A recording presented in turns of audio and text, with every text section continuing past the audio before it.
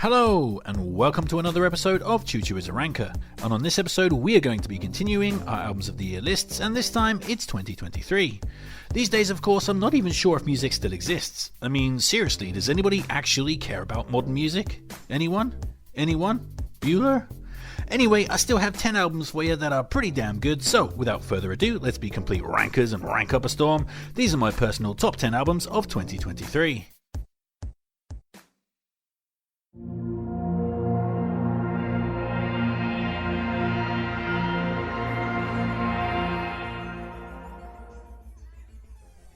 So we're going to be kicking off this list with Bauhaus Staircase by Orchestral Maneuvers in the Dark, which was the synth-pop duo's 14th LP. And here the band are plying a decent trade in nicely melodic 80s tinged electronica. The lyrics on this particular release aim to be a bit weightier, dealing with political and ecological themes, often wagging a finger in the direction of human impact upon the planet, and warning of our impending doom. Which in a year full of insane global warming fueled weather, mechanised European warfare and thinly veiled genocide in the Middle East seems apropos. I mean, what the fuck is the world coming to, eh? But at least we can all arrive at our sticky ends with some catchy synth pop soothing our ears, as high spots on this consistently entertaining LP includes the title track, Bauhaus Staircase, with its cool 80s inflected melody and toe-tapping pulse. Anthropocene is a whole bunch of goofy fun with its thumping dance beats and warnings about overpopulation. Look at You Now and Don't Go are epic synth ballads that haul your ass straight back to 1988, while Where We Started and Varishka feel like they've been left out in the perpetually miserable English winter weather. So yeah, this is another nice reunion era LP from OMD and proof that they're aging very gracefully indeed.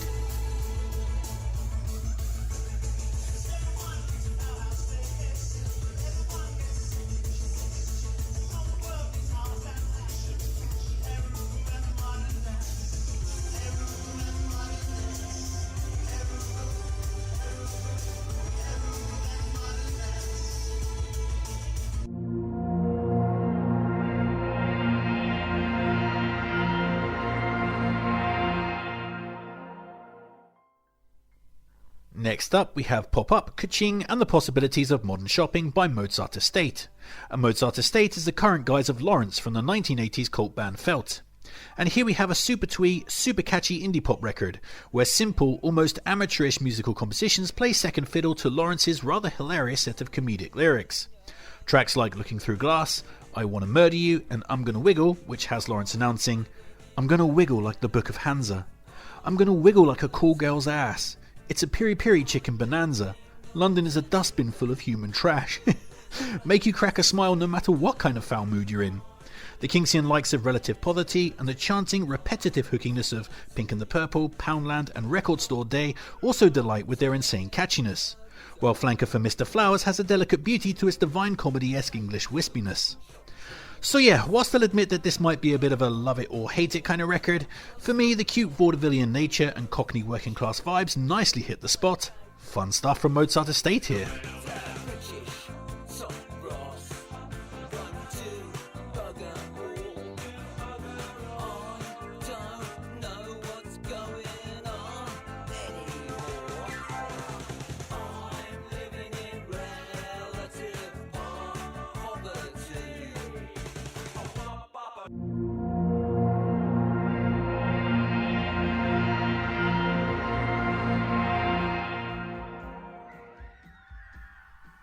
Next up we have The Record by indie supergroup Boy Genius, which was the band's debut LP. And Boy Genius are the amalgamation of Julian Baker, Phoebe Bridgers and Lucy Dacus, each of whom have their own trendy singer-songwriter solo career. And trendy is definitely the correct word here, as the critics have absolutely creamed their knickers over this LP.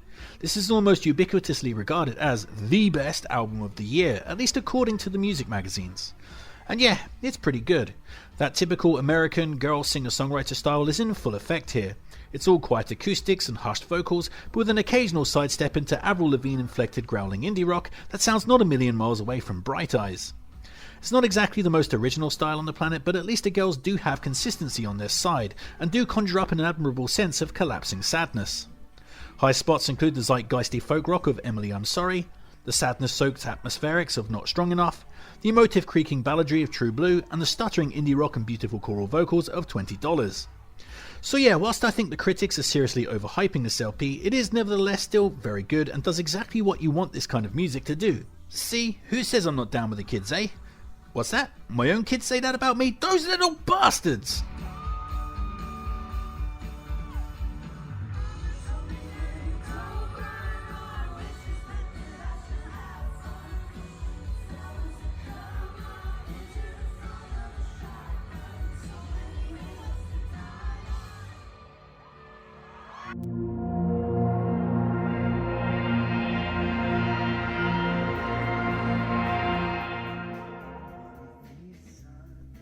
Next up we have I Am Not There Anymore by The Clientele, which was the band's 7th LP. And what we have here is an epic jangle rock album that runs 1 hour and 3 minutes and spans 19 tracks. There's quite a lot of experimentation going on here, as the more typical autumnal hue jangle pop tunes are interspersed with off-kilter spoken word pieces or instrumental piano interludes. This adds quite a lot of atmosphere to the record, making it feel a little uneasy and darker than it would have otherwise. But the standouts are still the lovely jangly songs themselves. Fables of the Silverlink is a beautiful 8-minute opening track stuffed full of Beatlesy vocal melodies and Baroque strings. Garden-eyed mantras, chiming indie guitars and sweeping string work are instantly nostalgic, while its buzzing climax reminds you of late 90s Britpop experimentation. Lady Grey is great, recalling bands like XTC with its lush jangle pop. Dying in May has a wonderful Sgt. Pepper style Eastern flavoured psychedelia to it, while Claire's Not Real has an REM style jangle thrust that houses some nicely dramatic string work. So yeah, it's nice to see that these types of Skylarking era XTC style jangle pop albums are still being made out there in little hidden pockets of the musical world. It's still a great sound that feels like a sunny winter out in the pristine forests and countryside of England. Just wonderful stuff from The Clientele here.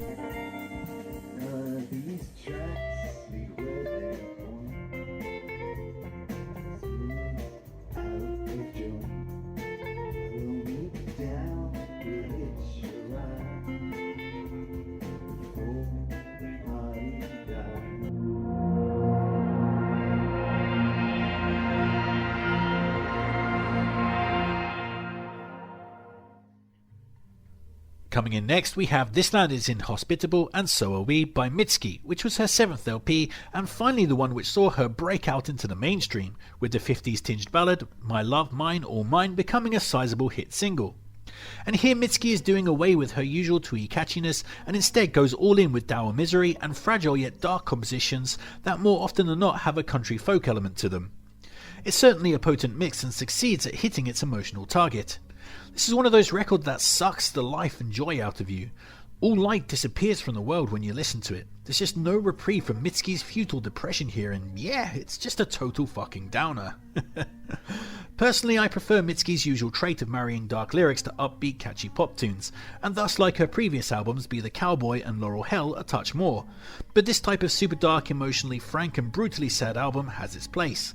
And I could totally see how this LP could mean a lot to certain people at difficult points in their lives, much like how bands such as The Smiths meant a lot to me during those awful times. So yeah, I don't think there's much point to detail the individual tunes here, as they're mostly variations of the same soundscape and theme, but the album is very consistent and cohesive, Mitski's lyrics are always captivating and poignant, and if you're in the mood for a truly crushing delve into musical despair, you can't do much better than this in 2023.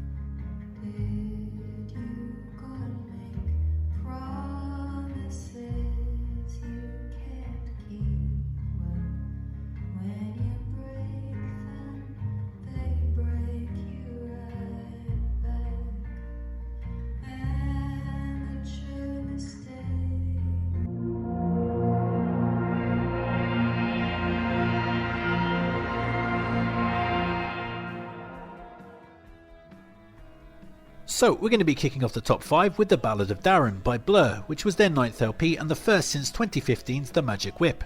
And appropriately, this sees the Britpop survivors lamenting the aging process and dealing with the pressures and existential dread of middle-aged life.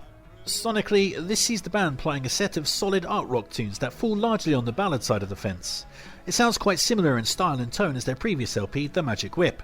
I guess that this style is just naturally what Blur are at this point in their lives, which is all good as it's a sound which fits the band like a glove. High spots on a lean 36-minute ride through a landscape of resigned misery include St Charles's Square, which is a rare fun return to the giddy guitar pop of the band's Britpop heyday. Barbaric is awesome with its lovely jangly guitar work and crushing relatable lyrics about aging, such as I have lost a feeling that I thought I'd never lose. Now where am I going? It is barbaric. Yeah man, getting older sucks, dude. Russian Strings is beautiful with its wallowing sadness, becoming desensitized to war and depression making you turn to the hard stuff. While The Narcissist is brilliant with its super catchy chorus that cavorts around like the 90s never died. So yeah, once again, Blur are bringing the goods here. This record's sense of maturity and lyrics that speak to those of us that are now getting on a bit are worthwhile and meaningful things. It makes me hope that the band have another album left in the tank at some point in the future.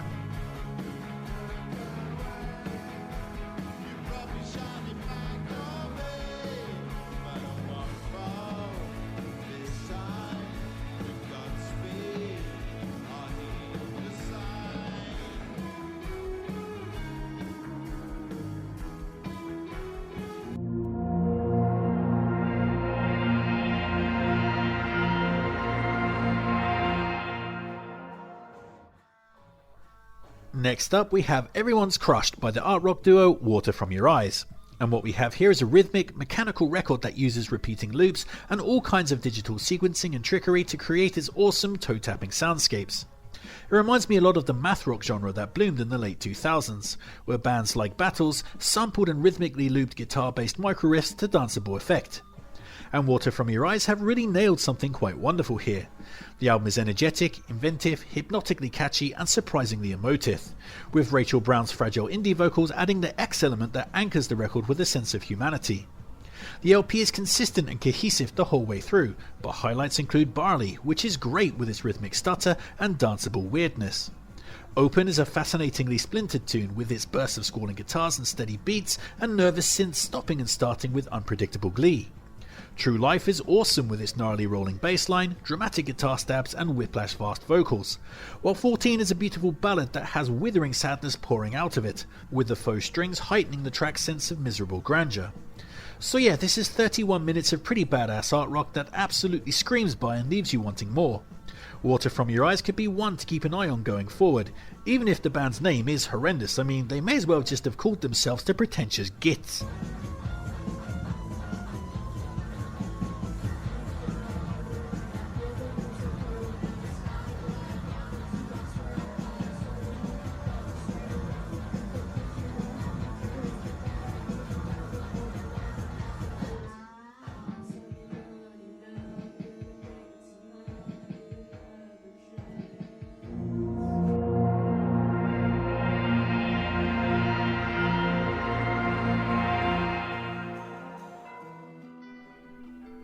Coming in third place and taking home the bronze medal, we have Eye Inside the Old Year Dying by PJ Harvey, which was her 10th LP and the first since 2016. And here we find Polly Jean taking some of her Cornish poems from her 2022 book Autumn and setting them to music. And speaking of the music, the compositions follow in the footsteps of her last two records, the masterful Let England Shake and the slight misfire The Hope 6 Demolition Project, by using subtlety and lots of resigned textures, including ample use of reverb and delay and all that kind of misery-inducing stuff. And it works incredibly well, with the folkier lilt and atmospheric cohesiveness directly connecting with Harvey's beautifully wispy voice and bucolic lyrics. The record feels like being lost in a deep forest, surrounded by mythical creatures such as pixies and trolls. A bit like that Ridley Scott movie Legend, but, you know, good. Highlights on a consistent mood piece include the opening prayer at the gate, which kicks the record off with the perfect resigned yet catchy tone. Lonesome Tonight combines gentle acoustics with Harvey's wonderful pixie-ish vocals and melodies to alluring effect. A Child's Question August is great with its hypnotic pulse and catchy chorus. Eye Inside the Old Eye Dying is beautiful with its drooping melancholia and inscrutable lyrics, while August has an art rock misery threading through its collapsing low balladry. So yeah, this is an emotionally stirring LP that has had me repeatedly coming back for more over the course of the year. This is just a great return to form from PJ Harvey.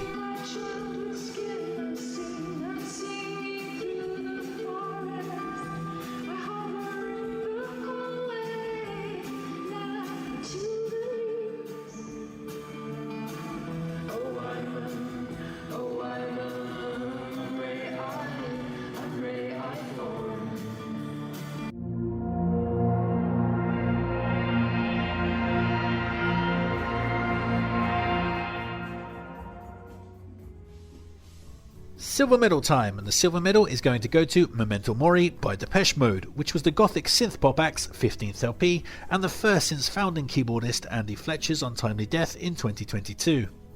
And speaking of death, that theme hangs heavy on this record.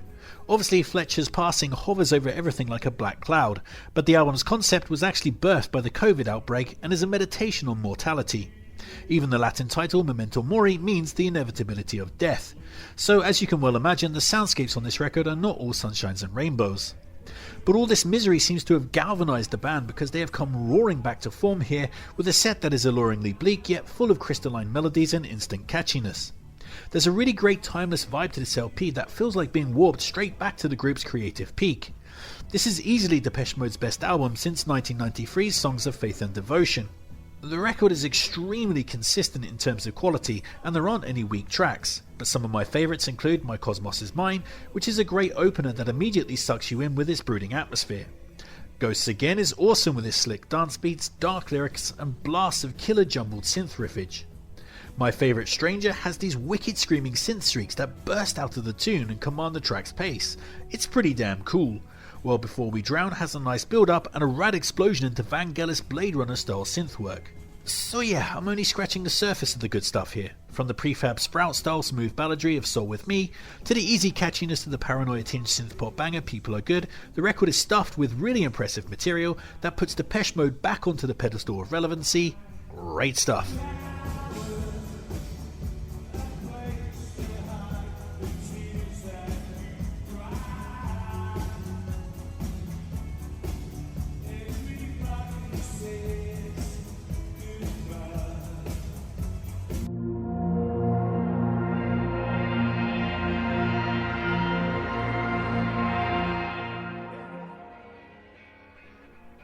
So here we are at the top of the mountain, and the gold medal for 2023 is going to go to Hell Mode by Jeff Rosenstock, which was his 5th solo LP. And here we find Jeff prying his regular brand of lyrically astute pop punk and ska, except there's a softness around the edges this time. Rosenstock has always been a great emotive lyrical force, but here on Hell Mode he feels more open and raw than ever before. While at the same time, when he turns to the subject of politics or societal failings, he absolutely spits fire and captivates the attention. This might seem like a catchy pop-punk record, but lyrically this completely captures the soul of what 2023 was. Hell Mode indeed, like sheer awfulness but made livable by those small meaningful moments that come between people that care for each other. And as for consistency and quality, Jeff has smashed another home run here, to the point where this might actually be the best record that he's made up to this point. There's just no downtime in this LP. But my high spots would include the lead single, Liked You Better, which has a super catchy power pop thump that feels like it's equally good for the radio waves and the mosh pit. Future Is Dumb impresses as its gnarled post-punk guitars give way to a pogo-ready chorus and fun lamentations about the dire state of the world. Soft Living is an entrancing lyrical dirge that includes such nuggets as, what's it gonna take to guide these brush fires to eradicate every trace of these scumfuck white supremacist shitlords?